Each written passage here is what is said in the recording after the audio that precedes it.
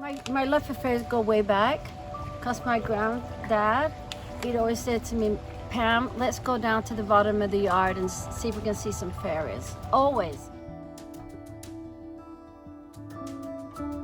My brother wrote a book on fairies and that, so I've always had a love for fairies, you know, and that. And then just one day, I just thought, I just want to do a fairy garden. So I built a fairy garden. I feel my grandpa out here all the time with me. He's my guardian angel. It's maybe 15, 16 years ago we started. And I didn't start little. I started big. I knew what I wanted. And like I said, when I found the fountain, I knew what my main piece. Once I found my main piece, then I knew what I wanted to do. I want it to be really homey and comfortable, and something that I would love to put myself in there. You know what I mean? That I would love to live in an area like this and just go and walk and visit, and it's just something that's really comfortable. And in a fairy garden, you should always have a troll. I think you should always have a good troll, not a bad troll. So this is where my troll lives, right up in here. And I even give him some flowers this year. See the little flowers there? They're just buttons what you put on little girls' dresses. And you just wire them and put them on there. And same with the butterfly. They're buttons what you put on little girls' dresses.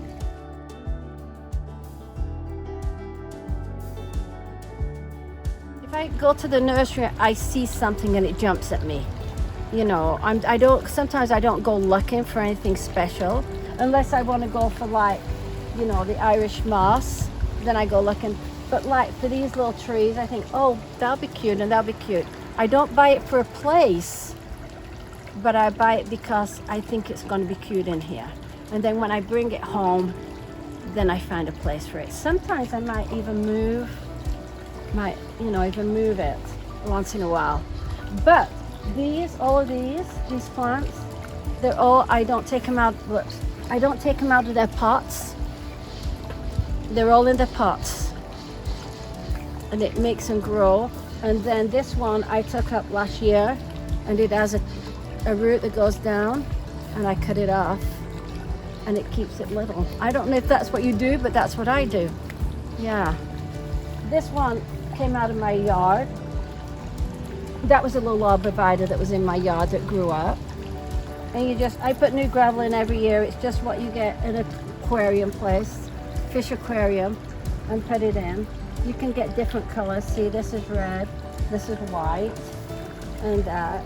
And I like a path. It's got a path all the way around. Some people don't have paths, but I like a path because I guess I'm a little bit OCD. I don't know. You know, have an idea before you go shopping, what you want and the size that you want. Because so many people buy things that don't fit, and that. So have a plan. I would have a plan. I think that's the most important thing, is to have a plan before you go shopping. I've tried to do everything to scale, like this little, you know, a little thing, you know, with a kitty, and that. Try to, you know. If somebody's going to put one of these in, make sure they water the soil down before you put anything in. Because 2 years ago, it sunk about this much, and I had to take everything up and put new soil underneath. It was a beast. It was horrible. In the spring, this takes me about 3 full days. I mean, I'm talking 12-hour days, because in the spring, everything's growing over. This is growing over here, and I have to cut it all out. And if you see this stuff around on here, I just throw it down and it grows. I'm not very kind to it. And then I prune this back, some of this back, so that my sprinklers can work. For about maybe 3 to get everything out, because I take everything in the wintertime. I love my Hobbit house. That's because I love Lord of the Rings. And I first of all, this is what I found first, my little hatchet. And I thought, what am I going to do with that? And I thought, okay. And then I found the Hobbit house, and I thought, oh, that goes with that.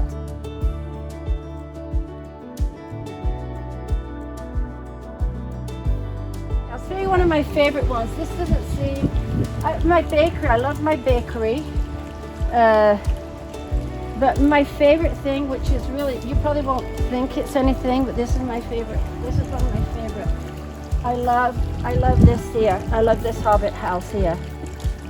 I don't know why, but it's kind of hid away, and people don't see that. And I can see going in through there and climbing stairs, and you know. But yeah, that's one of my favorite places. And then the farm is one of my favorite ones. With all, I'm an animal lover. I love the farm, you know, and that. Yeah. And then this, the tree house, I think is another one of my, oh, and I love my ducks. And I think another one is my tree house. I could see, I would have a swing on it. I think I would have a tire rope on it if I lived in there, you know. But I love the tree house. I have it's a tub, and it's got a bunch of little fairies in. Some have wings, some only has one wings, and the kids can go and they can put them in place. Oh, I have a couple of little furnitures too that they can do. They can't touch things, but they can't pull things out, but they can play with these if they want. They can, you know, put it wherever they want to do and play with it. And then when they leave, we just take it off and that. Sometimes, however, sometimes some things are moved, but that's okay. It can be fixed. I have a thing when the kids come. It's a piece of paper, and I'll say, how many bears do you see? How many, you know, frogs do you see? How many ladybugs do you see? How many foxes do you see? How many horses, cows, chickens, and how many do you see? And then I have a list of how many is in here. Yeah, so that's kind of fun for them to do. It's even fun. Some of the parents like to do it, actually. It's a labor of love, but it's something I love to do. And I know that some people don't like yard work, but I think if they got into something like this, I think they would enjoy it. I really, really do. But what's great about it, you enjoy it.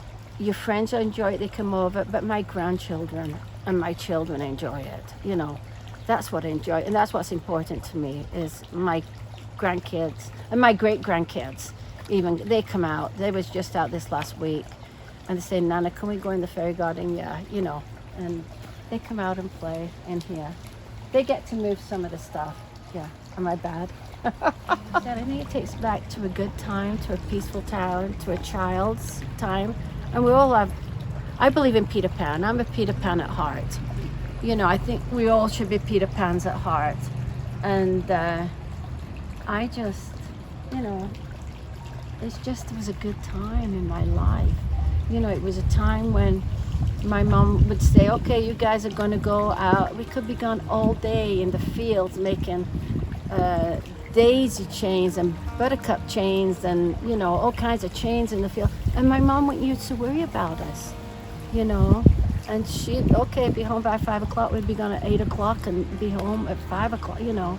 And we'd be gone and we'd go to each other's house. And I think this is just comfort, knowing that you're safe here. And that's the biggest thing, safe and comfortable and loved, I think. Love, you know, you have to feel loved and welcome. I hope they get joy. I hope they get joy and peace. And I hope when they come into my yard, it's peaceful and away from all the chaos and all the, I'm sorry, you know, and all the things that's going on in this world. I just think it's just joy and peace, you know, that we need, yeah. So enjoy the little things in life. Enjoy the little things.